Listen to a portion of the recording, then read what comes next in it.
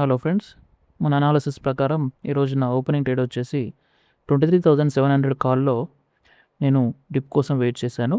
Day లోవర్కి వస్తుంది అనుకున్నాను, రాలేదు. ఫోర్త్ క్యాండిల్ తర్వాత ఈ రెడ్ క్యాండిల్ రిజెక్షన్లో నేను ఎంట్రీ వేశాను.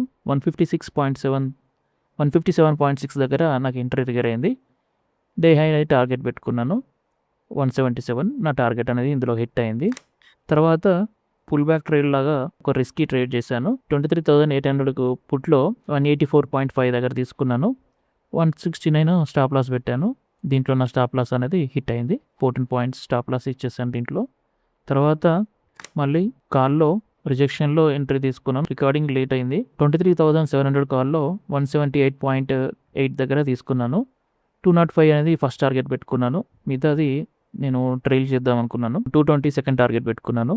దీంట్లో 193 నా ట్రైలింగ్ స్టాప్ లాస్ అనేది హిట్ అయింది. తర్వాత ఇంకా మాకు ఆపర్చునిటీ ఏం రాలేదు, ఇంకా ట్రేడ్ చేయలేదు.